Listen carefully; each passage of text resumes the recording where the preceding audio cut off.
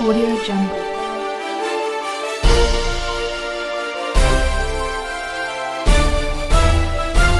Audio Jungle. Appu ಆಸರೆ ನಿರಾಶ್ರಿತರಿಗಾಗಿ ಅನ್ನದಾಸೋಹ ಸೇವೆ ನಮ್ಮದು, ಸಹಾಯ ನಿಮ್ಮದು.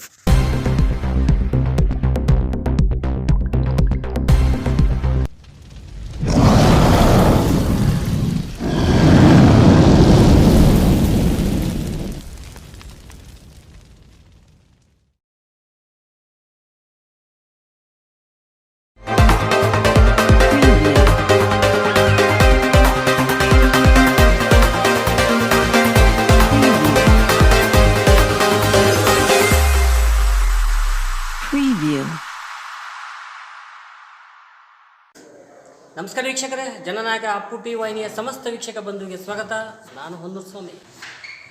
ಹಲ್ಲ ಹಲ್ಲ ನೀನೇ ಎಲ್ಲ, ಹಲ್ಲ ಹಲ್ಲ ನೀನೇ ಎಲ್ಲ, ನಿನ್ನನ್ನು ಬಿಟ್ಟರೆ ಗತಿ ಯಾರಿಲ್ಲ, ನಿನ್ನದೇ ಜಗವೆಲ್ಲ.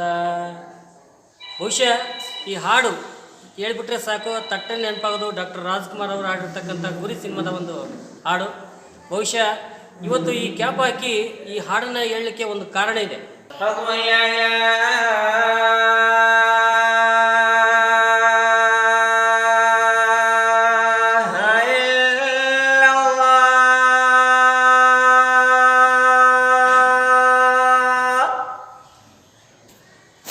ಬಹುಶಃ ತಮಗೆ ಅರ್ಥ ಆಗ್ಬೋದು, ಇನ್ನೇನು ಮಾರ್ಚ್ ಬಂದ ತಕ್ಷಣನೇ ರಂಜಾನ್ ಪ್ರಾರಂಭ ಆಗ್ತಾ ಇದೆ. ಬಹುಶಃ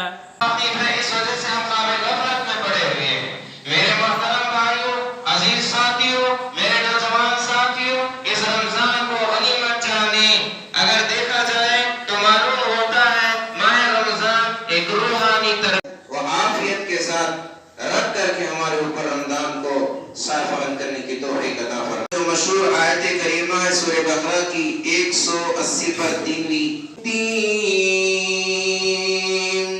इय्याक नअबुदु व इय्याक नस्तईन इहदिनस सिरातल मुस्तकीम सिरातल लज़ीना अनअमता अलैहिम गैरिल मग़दूबि अलैहिम वलद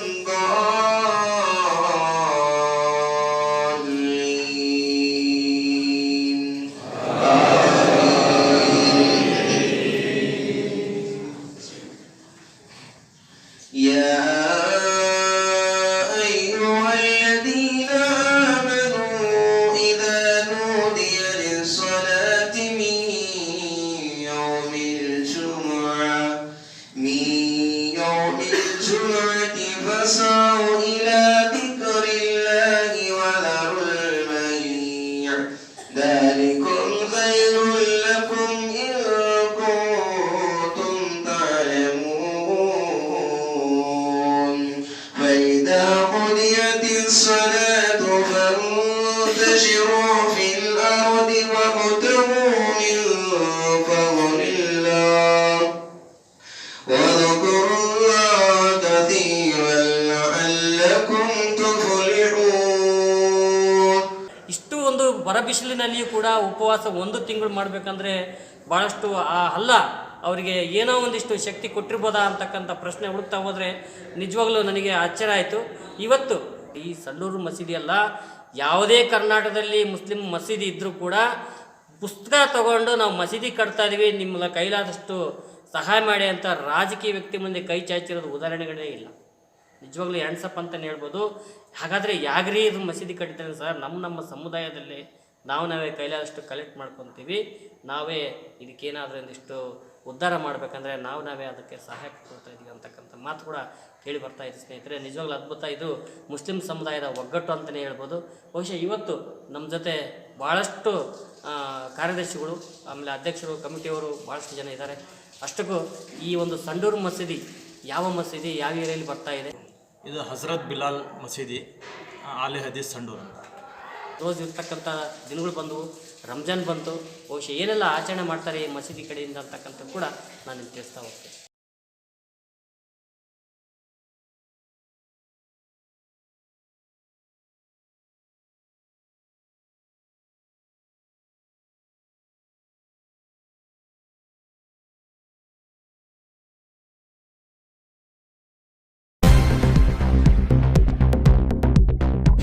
ಅಂಗೈ ಅಂಗೈಯಾಗಿ ಪೂರ್ತಿ ಇಲ್ಲಿವರೆಗೆ 3,000. ಅದರ ನಂತರ 3 ಸಾಲಿ ನೀರು ಬಾಯಾಗಿ ನೀರು ತಗೊಂಡು ಉಗುಳ್ಬೇಕು 3 ಸಾಲಿ ಅದು ಕೂಡ. ಅದರ ನಂತರ ಮೂಗ್ನಾಗ ನೀರು ಹಾಕಿ ಮೂಗು ತೊಳಿಬೇಕು, ಅದು 3 ಸಾಲು.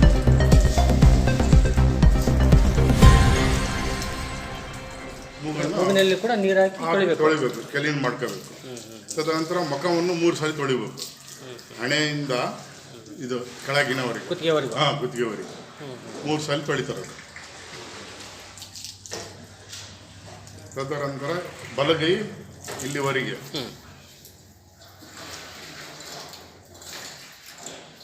ಬಲಗೈ ಮೊಣಕೈವರೆಗೆ 3 ಸಾಲ ತೊಳಿಬೇಕು. ಅದು ಕೂಡ ಆ ಕಡೆ ಕೈ ಮತ್ತು ಈ ಕಡೆ, ಆ ಕಡೆಗೆ 2 ಕೈ, ಫಸ್ಟು ಬಲಗೈ ಆಮೇಲೆ ಎಡಗೈ.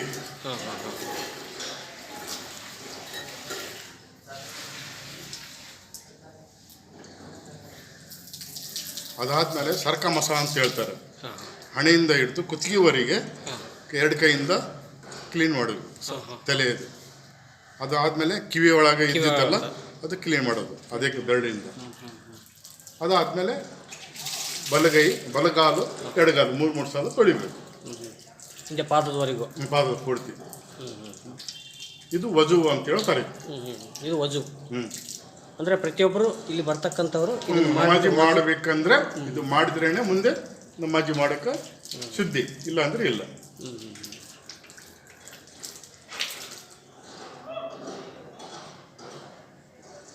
ಶುಕ್ರವಾರ ದಿವಸ ನಾವು ಸ್ನಾನ ಮಾಡಲೇಬೇಕು.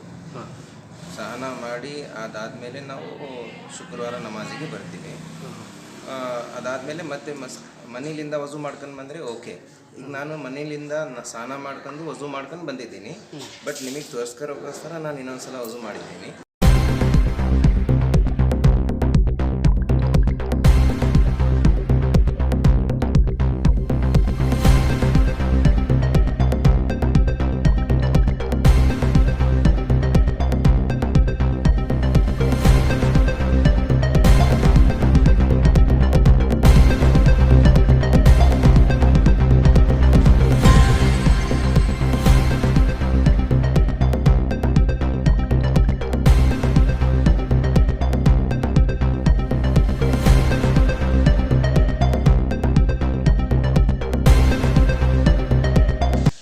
ವಜು ಮಾಡಿದ್ಮೇಲೆ ಬಂದು ಪ್ರತಿಯೊಬ್ಬರು 2 ರಕಾತನ್ನು ನಮಾಜನ್ನು ನಿರ್ವಹಿಸಬೇಕು.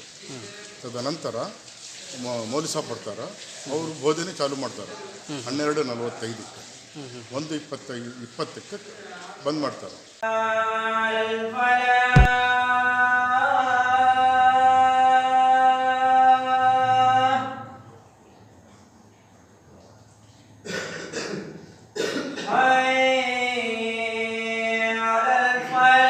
ಅದಾದಮೇಲೆ 2 ರಕಾತ್ ನಮಾಜ್, ಜುಮಾ ನಮಾಜ್ ಅಂತೇಳಿ ನಿರ್ವಹಿಸ್ತಾರೆ.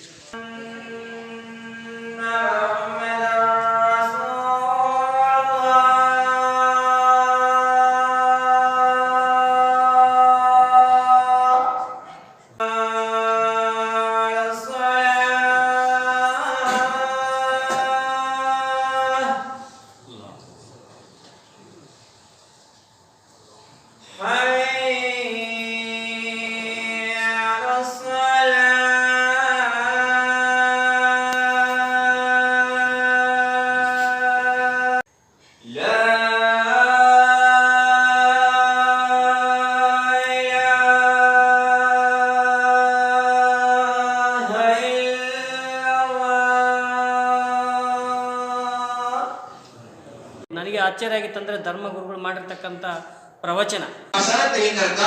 ऐसे बहुत सी चीजें हैं जो अल्लाह के हुक्म से इस रोजे में बहुत सारे चीजों को वो छोड़ देता है जो हलाल है, जो हलाल है। गाना सुन रहे हैं, टीवी देख रहे हैं, फला वीडियो देख रहे हैं, माफ करना अगर कुछ गलत बात रही तो।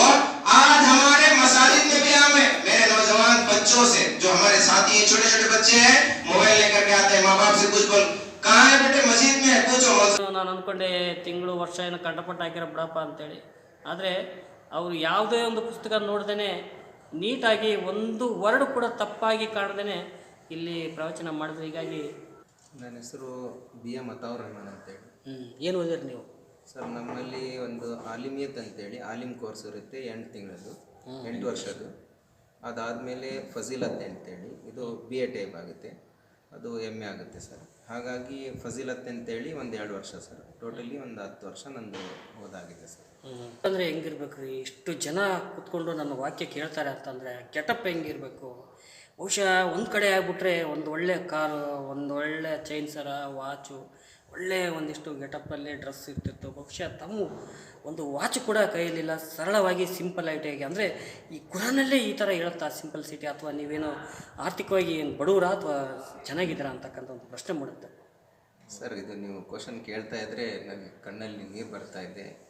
ಯಾಕಪ್ಪ ಅಂದರೆ ನಮ್ಮ ಪೈಗಂಬರ್ ಸಲ್ಲಲ್ಲಾಹು ಅಲೈಹಿ ವಸಲ್ಲಂ ಹೇಳಿದರು, ಹೆಂಗಿರ್ಬೇಕಪ್ಪ ಅಂದರೆ ಒಂದು ಕಾಲದಲ್ಲಿ ಒಂದು ನಮ್ಮ ಉಮರ್ ರದಿಯಲ್ಲಾಹು ತಾಲ ಅಂತೇಳಿ ಒಂದು ಸಹಾಬಿ ಇದ್ದರು ಸರ್. ಅವರು ಒಂಥರ ರಾಜ ಇದ್ದಂಗೆ ಸರ್. ಒಂದು ಕಡೆಯಿಂದ ಬೇರೆಯವರು ಒಂದು ಲೆಟ್ರ್ ಕೊಟ್ಟು ಕಳಿಸ್ತಾರೆ, ಅವರು ಹುಡ್ಕಂತ ಬರ್ತಾರೆ ಸರ್. ನಿಮ್ಮಲ್ಲಿ ಇಂಥ ರಾಜ ಅಂದರೆ ಒಂದು ಪೈಗಂಬರರ ಇವರು ಸಹಾಬಿ ಅಂತ ಇದ್ದಾರೆ, ಯಾರು ಅಮೀರ್ ಅಂತ, ಅಧ್ಯಕ್ಷ ಅಂತೇಳಿ ಎಲ್ಲರಿಗೂ ಅವರೇ ಗೈಡ್ ಮಾಡೋದು ಸರ್. ಎಲ್ಲಿದ್ದಾರಂತ ಹುಡ್ಕೊಂಡು ಹೋದಾಗ ಸರ್ ಅವರು ನೆಲದ ಮೇಲೆ ಮಕ್ಕಂದಿರ್ತಾರೆ ಸರ್. ನೆಲದ ಮೇಲೆ ಮಕ್ಕಂದರೆ ಅದು ಹೆಂಗೆ ಮಕ್ಕಂತಾರೋ ಹಂಗೆ ಇದು ನಮ್ಮ ಈ ಭಾಗದಲ್ಲಿ ಆಗಲಿ ನಮ್ಮ ಸೈಡಿಗಾಗಲಿ ಹೆಂಗೆ ಮಕ್ಕಂತೀವಿ ನಾವು, ಏನಾನ ಇದ್ದರೆ ಸರ್ ಬರೀ ಹಂಗೆ ಬೀಳ್ತಾವೆ ಸರ್. ನೋಡಿದರೆ ನಿಮ್ಮ ಉಮರ್ ಎಲ್ಲಿದ್ದಾರೆ, ನಿಮ್ಮ ಅಮೀರ್ ಎಲ್ಲಿದ್ದಾರೆ, ಅಧ್ಯಕ್ಷರಿದ್ದಾರೆ, ಇಲ್ಲೇ ಮಸೀದಿ ಒಳಗೆ ಮಕ್ಕಂದ್ರೆ ನೋಡ್ರಿ ಅಂತ ಹೇಳ್ತಾರೆ. ಹೋದಾಗ ನೋಡಿ ಸರ್ ಅವರು ಕಣ್ಣಲ್ಲಿ ನೀರು ತಗೊಂಡ್ಬಿಡ್ತಾರೆ, ಇವರು ಇಂಥವ್ರು ಇಲ್ಲಿ ಮಲಗಿದ್ದಾರೆ ಅಂತೇಳಿ ಸರ್. ಹಾಗಾಗಿ ಅದು ಕೇಳಿ ನಾನು ಇವತ್ತು ಈ ಮಟ್ಟಕ್ಕೆ ನಾನು ಬಟ್ಟೆ ಹುಟ್ಟಿದ್ದೇನೆ ಅಂದರೆ ಇದು ನನ್ನ ಅದೃಷ್ಟ ಸರ್. ಇದೇ ಅದೃಷ್ಟ ಸರ್. ಅಲ್ಲಾಹ್ ಅಕ್ಬರ್ ಅಂತ ನಾವು ಏನು ಹೇಳ್ತೀವಿ, ಆ ಸೃಷ್ಟಿಕರ್ತನು ಒಬ್ಬನೇ, ಅಲ್ಲಾಹನೇ ದೊಡ್ಡವನಾಗಿದ್ದಾನೆ. ಯಾಕಂದರೆ ಯಾರು ಸೃಷ್ಟಿ ಮಾಡಿದ್ದಾನೋ ಅವನೇ ದೊಡ್ಡವನಾಗಕ್ಕೆ ಸಾಧ್ಯ. ಅಲ್ಲಾಹು ಅಕ್ಬರ್ ಅಲ್ಲಾಹು ಅಕ್ಬರ್, ಅಲ್ಲಾಹು ಅಕ್ಬರ್ ಅಲ್ಲಾಹು ಅಕ್ಬರ್. ಈ ಜಗತ್ತಿಗೂ ಸೃಷ್ಟಿ ಯಾರು ಮಾಡಿದ್ದಾನೆ ಅವನೇ ದೊಡ್ಡನೇ ಸರ್.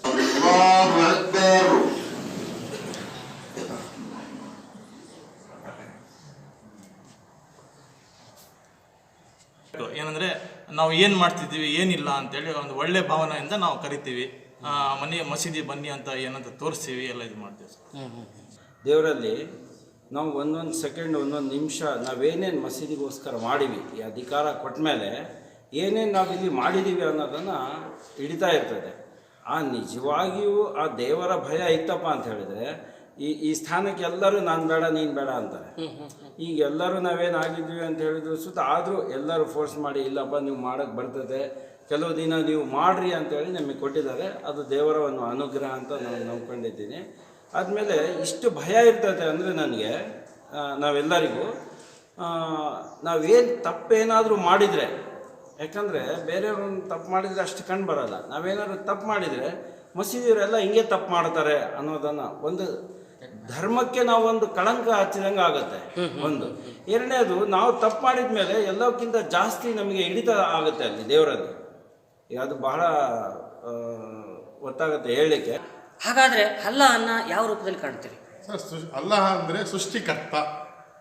ಈ ಸೃಷ್ಟಿಕರ್ತ ಅದಕ್ಕೆ ಆಕಾರ ಇಲ್ಲ ಅದಕ್ಕೆ. ಹಾಗಾಗಿ ಮಸೀದಿಗಳಲ್ಲಿ ಯಾವುದೋ ಫೋಟೋ ಇಲ್ಲ, ಆಕಾರ ಎಂಬುದು ಇಲ್ಲ, ಆ ಭಾವನೆಯೇ ಇಲ್ಲ. ಇಸ್ಲಾಂ ಧರ್ಮದಲ್ಲಿ ಸೃಷ್ಟಿಕರ್ತನಿಗೆ ಆಕಾರದ ಭಾವನೆ ಇಲ್ಲ, ಅವನ ಆಕಾರನೇ ಇಲ್ಲ ಅದಕ್ಕೆ. ಶುಕ್ರವಾರ ನಿಮಗೆ ಹಬ್ಬದ ದಿನ. ಹಾಗಾಗಿ ಎಲ್ಲ ಮುಸ್ಲಿಂ ಸಮುದಾಯ ಪ್ರಪಂಚದಲ್ಲಿ ನೀವು ಎಲ್ಲೇ ಹೋದರೂ ಕೂಡ ಶುಕ್ರವಾರನೇ ಅವ್ರಿಗೆ ಹಬ್ಬದ ದಿನ. ನಾವು ಈ ಮಸೀದಿಲಿಂದ ಕನಿಷ್ಠ ಒಂದು 35 ವರ್ಷ ಆಗ್ತದೆ. 35 ವರ್ಷ. ಅಲ್ಲಾಹನ ಮಾರ್ಗದರ್ಶನ ಅಲ್ಲಾಗೆ ಭಯಪಟ್ಟು ಈ ಕ್ಯಾಶರನ್ನು ಹುದ್ದೆಯನ್ನು ಅಲಂಕರಿಸಿದ್ದೀವಿ. ಹೇಳಕ್ಕೆ ಅಂದರೆ ರಂಜಾನ್ ಹಬ್ಬ ಬರ್ತಾ ಇದೆ, ಅದಕ್ಕೋಸ್ಕರ ಮಸೀದಿಗೆ ಸುಣ್ಣ ಬಣ್ಣದ್ದು ಇರುತ್ತೆ, ಮತ್ತು ಜಾಗರಣೆ ಇರುತ್ತೆ 5 ದಿನದಲ್ಲಿ. ಅದರಲ್ಲಿ ಸಾಕಷ್ಟು ಜನ ಸೇರಿರ್ತಾರೆ. ಆವಾಗ ಒಂದು ಟೀ ಸ್ನ್ಯಾಕ್ಸ್ಗೋಸ್ಕರ ಖರ್ಚಿರುತ್ತೆ. ಸ್ಪೆಷಲ್ಲಾಗಿ ರಂಜಾನ್ಗೋಸ್ಕರ ಒಂದು ಇಮಾಮ್ ಬರ್ತಾರೆ, ಹಾಫೀಸ್ ಬರ್ತಾರೆ, ಅವ್ರದ್ದು ಖರ್ಚು ವೆಚ್ಚ ಇರುತ್ತೆ. ಅವಾಗ ಜನಗಳಿಂದ ಹೋಗ್ತೀವಿ, ಕಲೆಕ್ಷನ್ ಮಾಡ್ಕೊತೀವಿ, ದುಡ್ಡು ಕೊಡ್ತಾರೆ, ಅದು ಇರುತ್ತೆ ಅಷ್ಟೇ. मुनज़्ज़म अंदाज में देने के लिए कल दोपहर में ख़वातीन के लिए ख़वातीन हम लोगों को 1000 के करीब होना। दीवार ಹಳೇದೇ ಬೇರೆ ಇದೇ ಬೇರೆ ಅನ್ನೋದಿಲ್ಲ. ಅದಕ್ಕೆ ನಾವು ಅನ್ವಯ ಮಾಡ್ಕೋಬೇಕು. ನಿಜ ಜೀವನವು ನಾವು ಓದಿರೋಂಥ ವಿದ್ಯಾಭ್ಯಾಸ ಮತ್ತು ಇಲ್ಲಿ ನಡೆಯುವಂಥ ಕಾರ್ಯಕರ್ತರ ಕೆಲಸಗಳಿಗೆ ಅನ್ವಯ ಮಾಡ್ಕೋಬೇಕು. ನಾವು ಓದಿರೋದು ಅನ್ವಯ ಮಾಡ್ಕೊಂಡ್ರೆ ಇಲ್ಲಿ ನಾವು ಶಿಸ್ತು ಬಿದ್ದದೇ ಇರ್ತದೆ. ನಾವು ಸೈಕಾಲಜಿ ಓದೀವಿ, ಇಲ್ಲಿ ಮಸೀದಿಯಲ್ಲಿ ಗಲಾಟೆ ಆಗ್ತದೆ. ಅದನ್ನು ತಣ್ಣಗೆ ಹೆಂಗೆ ಮಾಡ್ಬೇಕಂತ ಆ ಸೈಕಾಲಜಿ ಓದಿನ ಅದನ್ನು ಇಲ್ಲಿ ಉಪಯೋಗಿಸ್ಕೋಬೇಕು. ಇಲ್ಲ ಅಂದರೆ ಓದೋಡು ನಮ್ಮ ಸಮುದಾಯ ಕುಂತಿರ್ತದೆ, ಯಾವುದೋ ಒಂದು ವಿಷಯದಲ್ಲಿ ಮಾತಾಡ್ತಿರ್ತಾರೆ, ಯಾವುದೋ ಮದುವೆ ವಿಷಯ, ಯಾರೋ ಜಗಳಾಡ್ಕೊಂಡು ಇಲ್ಲಿಗೆ ಬಂದಿರ್ತಾರೋ ಅವ್ರ ಬಗ್ಗೆ.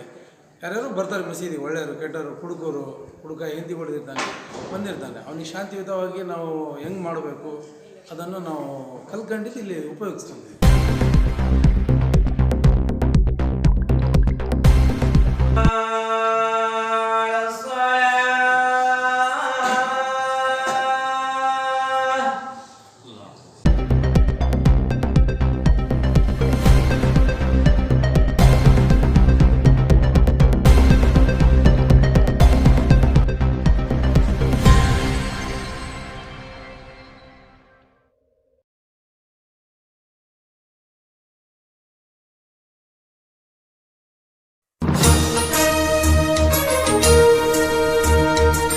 ಜನನಾಯಕ ಅಪ್ಪು ಟಿವಿ ಸಬ್ಸ್ಕ್ರೈಬ್ ಮಾಡಿ, ಶೇರ್ ಮಾಡಿ, ಲೈಕ್ ಮಾಡಿ. ಬಾಯ್ ಬಾಯ್.